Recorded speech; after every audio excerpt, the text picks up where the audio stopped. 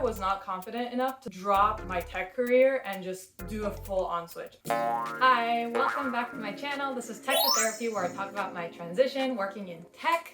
I was a data analyst, engineer, product manager, operations manager, people manager. I was all those things, and now I am a therapist. Actually, I'm gonna be a little bit more specific about where I am in my transition. So I just finished all my classes in my master's program, and now I'm just finishing up my clinical hours, so my client hours, and then I'm gonna graduate. Yay! Probably in August. Most of you are here because you've seen my 2 videos, and thank you so much for the people that have commented. I read every single one of your comments, and I'm pretty sure I responded to all of them. I'm just so happy when I read a comment, especially those of you who are like thinking about doing this transition or in the middle of this transition. It's so nice to hear about other people that are kind of like in the same boat as me, and I'm just like, wow, there's so many of you. And actually this video I am making because a lot of you had questions on how I got into my master's program without having an undergrad psychology degree.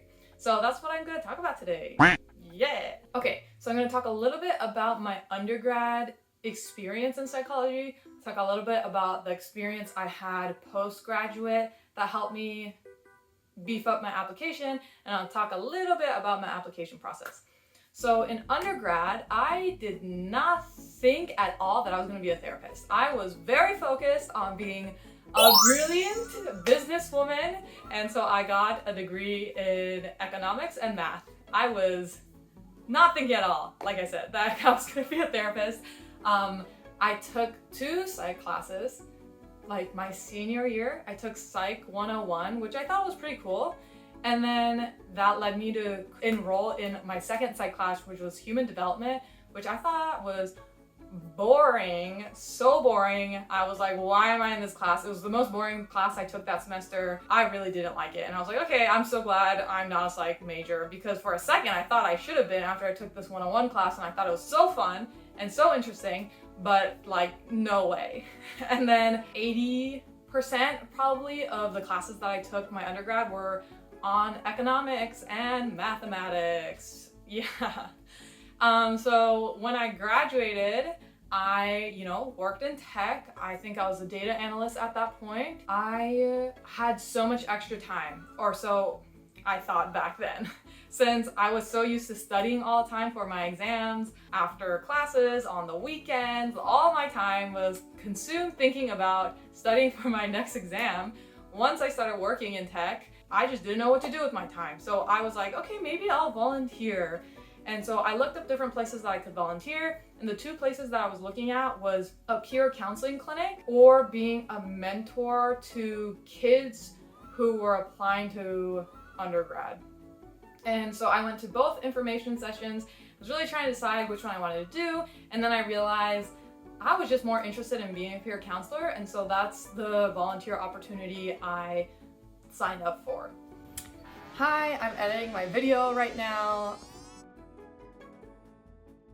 and I was rewatching this section, and I realized something that I wish I had said in my video, which was I've heard a couple people talk about how it's hard to find a local peer counseling volunteer experience. So if you're out there trying to find experience that would be helpful or similar to being a therapist, I would highly recommend national, local hotlines, like warm lines or like support lines, because most of the times those places, it's remote because you're using a phone, and it's really similar to crisis situations that you might be in if you're a therapist. So I had a couple classmates in my program who did that as volunteer experience, and they seemed much more like, experienced in basically like crisis situations, or just like knowing what to say to kind of like calm someone or soothe someone. And so I would highly recommend that if you're looking for like an alternative to like a peer counseling group. So what it means to be a peer counselor at this clinic was that we did 6 months of training on how to be a peer counselor, which basically meant being there for our clients without diagnosing them. The framework they used to teach us the trainings were from Carl Rogers, who is like one of the founders of humanistic therapy, which was this new way back then of thinking about therapy where instead of the therapist being the expert in the client's life decision world, the client was the expert of their life and their decisions. And so it was very client-centered. What I remember from that volunteer experience was what it was like when I sat with a client. I remember it was difficult for sure sitting with a client who's talking about like difficult things happening in their life, and well, I can't do anything about it. And most of the time I didn't want to like lift their spirits. I wasn't trying to. Our training was meant to allow them to be like, explore their emotions. That's really hard to do.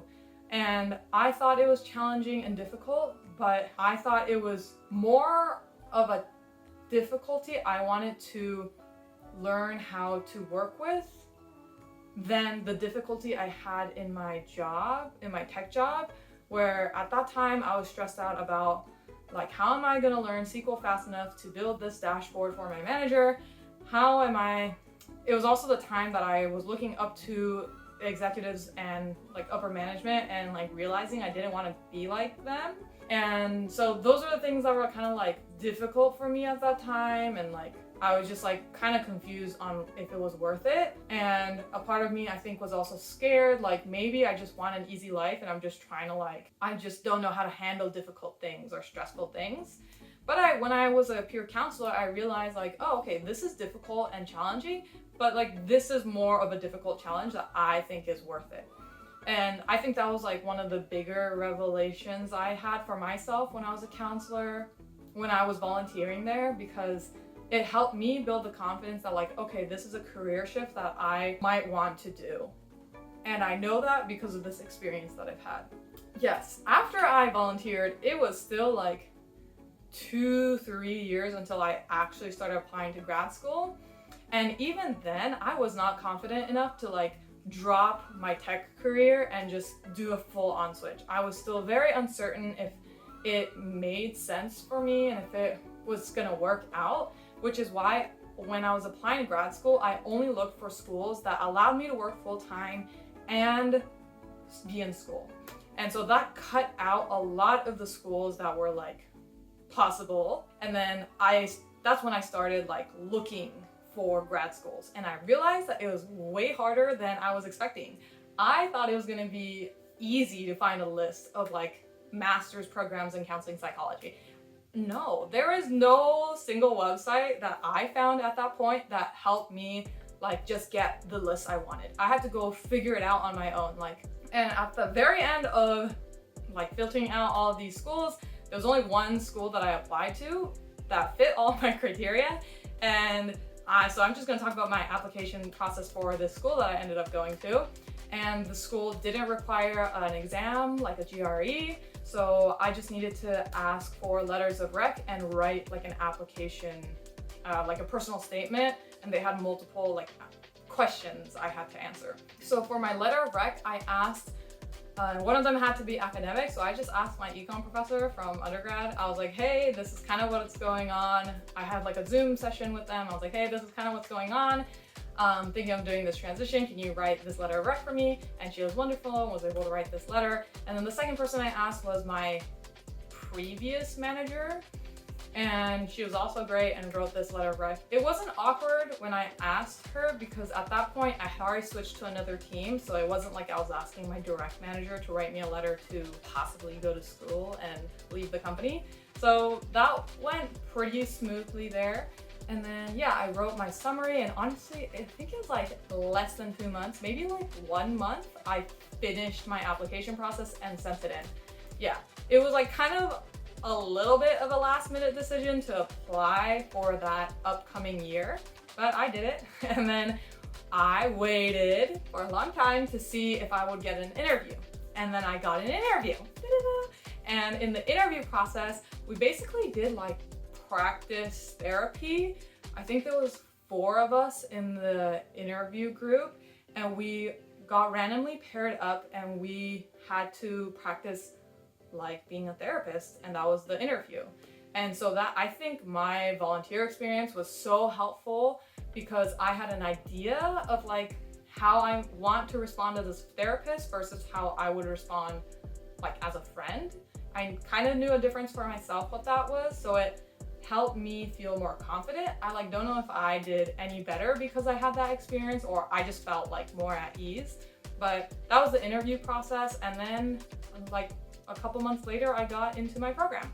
So that was the whole story of how I didn't have an undergrad psych degree. I had one volunteer experience and I got into a master's in counseling psychology.